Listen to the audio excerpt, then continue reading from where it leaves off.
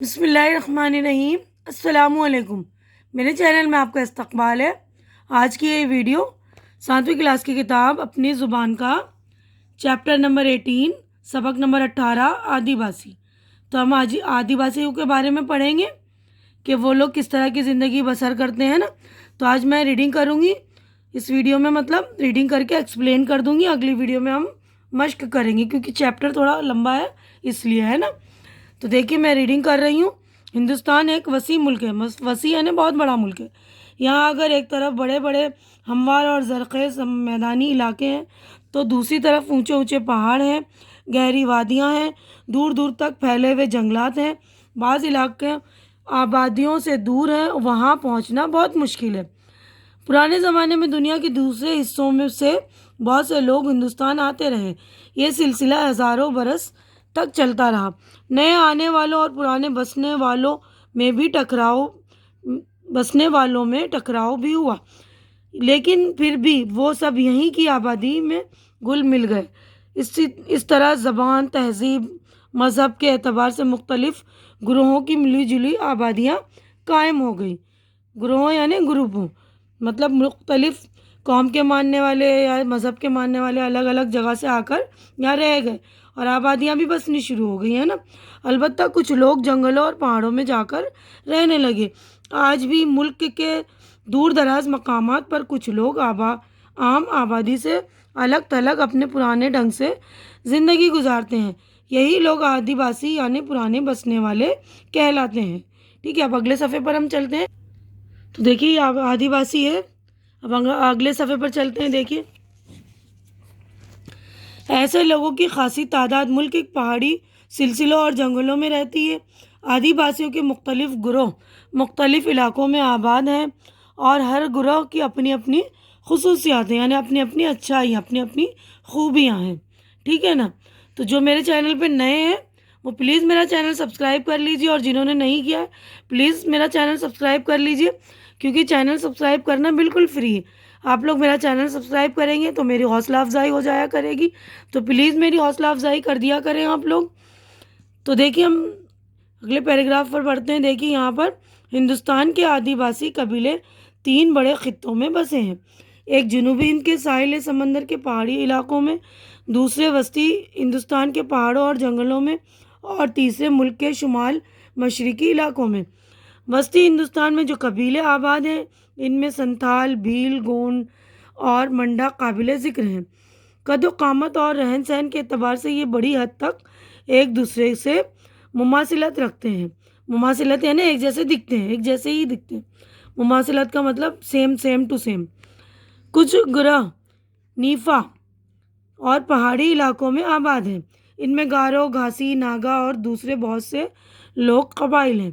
ان کے علاوہ جزائر انڈمان اور نکوبار میں بھی آدی باسیوں کی چھوٹی چھوٹی آبادیاں ہیں۔ ان میں کچھ قبیلے ایسے بھی ہیں جو دنیا کے قدیم ترین انسانوں میں شمار کیے جاتے ہیں۔ قدیم یعنی بہت پرانے۔ جنوبی ہندوستان میں بھی آدی باسیوں کے بہت سے قبیلے آباد ہیں۔ ان سب قبیلوں کی شکل و صورت اور طور طریقے بہت کچھ ملتے جلتے ہیں۔ ہندوستان کی آبادی میں یہ قبیلے قدیم ترین کہے جاتے ہیں۔ زیادہ تر قبائلی آبادی شکار کر کے اپنا پیٹ پالتی ہے۔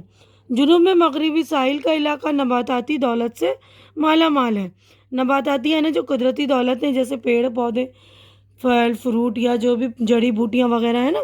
یہاں جنگلی جانوروں کی بھی بہتات ہیں یعنی بہت ہیں، جنگلی جانور بھی بہت ہیں، جیسے ہاتھی، شیر، ریچھ اور بھینسیں یہاں بکثرت ملتے ہیں۔ ان پہاڑوں میں آباد قبائل خانہ بدوش ہیں اور ایک جگہ سے دوسری جگہ آتے جاتے رہتے ہیں۔ 10-12 خاندانوں کے لوگ اکٹھے رہتے ہیں۔ وہ پہاڑوں کی اونچی چوٹیوں پر پانی کے چشموں کے قریب جھونپڑے بناتے ہیں۔ ایک ہی جھونپڑے میں 2 خاندان ہوں تو بیچ میں پردے کے طور پر ٹٹی لگا دی جاتی ہے۔ یہ ٹٹی ہے نا، اس کو کہتے ہیں جو بانس سے بن کر بناتے ہیں، ایک پردہ سا ہوتا ہے وہ بانس کا پردہ۔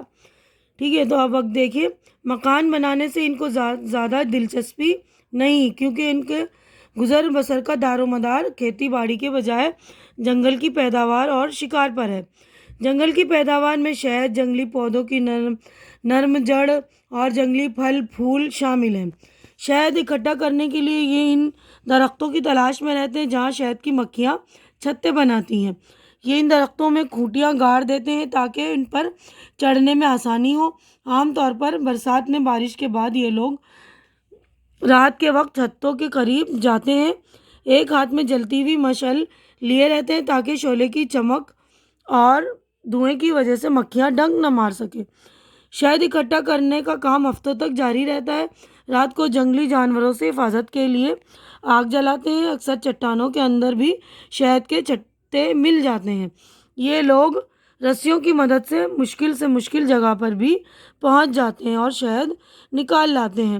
آدی باسی نرم جڑوں کو بھون کر کھاتے ہیں۔ بہت سی جڑیں آلو، شکرقند وغیرہ جیسی ہوتی ہیں۔ کچھ جڑیں ابال کر کھاتے ہیں، کچھ کو سکھا کر آٹے کی طرح پیس لیتے ہیں اور ان سے کھانے کی دوسری چیزیں تیار کرتے ہیں۔ آدی باسیوں کے لیے جنگلی جانوروں کی شکار کی بڑی اہمیت ہے۔ یہ لوگ شکار کے لیے کتوں کی مدد لیتے ہیں۔ جنوبی ہندوستان میں ہرنوں کی کثرت ہے، یعنی زیادتی ہے۔ کتوں کی مدد سے یہ ہرنوں کو تنگ گھاٹیوں کے راستے، چشموں کے کناروں تک لے آتے ہیں اور ہر طرف سے ان کا راستہ بند کر دیتے ہیں۔ ہرنوں کو بچنے کے لیے پانی میں کودنا پڑتا ہے۔ پانی میں تیرتے ہوئے ہرنوں کی رفتار سست ہو جاتی ہے اور اس طرح آدی باسی ان کو پکڑ لیتے ہیں۔ ان کا گوشت کھا لیا جاتا ہے اور کھال اوڑھنے، بچھانے اور پوشاک بنانے کے کام آتی ہے۔ کبھی یہ ہرن کو کھال سمیت بھون لیتے ہیں اور بڑی رغبت سے کھاتے ہیں۔ رغبت یعنی شوق سے۔ مچھلی کا شکار بھی ان کا محبوب مشغلہ ہے۔ محبوب یعنی شوقیہ، بہت ہی محبوب کا مطلب بہت شوق والا کام ہے یہ بھی۔ یہ لوگ پانی کو گڑھوں میں روک لیتے ہیں۔ ان میں مچھلیاں پل جاتی ہیں تو پانی میں کسی درخت کی چھال کا سفوف چھڑک دیتے ہیں۔ سفوف یعنی پاؤڈر۔ سفوف پانی میں ملتے ہی مچھلیاں بے دم ہونے لگتی ہیں اور یہ انہیں پکڑ لیتے ہیں۔ مچھلی کے شکار میں عورتیں اور بچے بھی شوق سے حصہ لیتے ہیں۔ اژدہے، کچھوے، جنگلی چوہے اور بندر بھی ان کے شکار کا حصہ بنتے ہیں۔ اب اگلے صفحے پر دیکھیے، صدیوں سے آدی باسی لوگ دشوار گزار اور دور دراز علاقوں میں محنت، مشقت، مفلسی اور پسماندگی کی زندگی گزار رہے ہیں، لیکن قدرت نے ان کو قناعت کی بڑی دولت دی ہے۔ قناعت یعنی تھوڑی سی چیز پر بھی صبر کرنا۔ یہ نہ صرف اپنی مشقت کی زندگی کو ہنسی خوشی گزارتے ہیں بلکہ اپنے لوک گیتوں، ناچوں اور طرح طرح کی تقریبوں سے زندگی کی خوشیوں میں اضافہ بھی کرتے رہتے ہیں۔ یہ مل جل کر رہتے ہیں، ایک دوسرے کے دکھ سکھ میں برابر کے شریک ہوتے ہیں اور جی بھر کے زندگی سے لطف اندوز ہوتے ہیں۔ آدی باسی ہمارے ملک کی رنگا رنگ زندگی کا نہایت اہم حصہ ہے۔ ان کے طور طریقے، رسم و رواج نہ صرف قدیم ہندوستان کی یاد دلاتے ہیں بلکہ یہ ہماری قومی تاریخ کا حصہ ہیں۔ ملک کی ترقی کے ساتھ ساتھ آدی باسیوں کی ضرورتوں اور تعلیم و تربیت پر بھی توجہ ہو رہی ہے۔ یعنی آج کل جو ہے ملک کی ترقی کے لیے ان آدی باسیوں کے بھی پڑھائی لکھائی کی طرف اور ان کی ضرورتوں کی طرف توجہ دی جا رہی ہے نا۔ تو یہاں پر جو ہمارا چیپٹر ہو گیا کمپلیٹ۔ تو آج کی ویڈیو میں بس اتنا ہی۔ امید کرتی ہوں کہ میری ویڈیو آپ کو پسند آ رہی ہوگی۔ پسند آ رہی تو اسے لائک کیجئے، شیئر کیجئے۔ جو ضرورت مند بچے جن کی ریڈنگ جو ہے کمزور ہے، ویک ہے، ان کے درمیان، اور میرا چینل سبسکرائب کر کے میری حوصلہ افزائی کیجئے۔ اللہ حافظ۔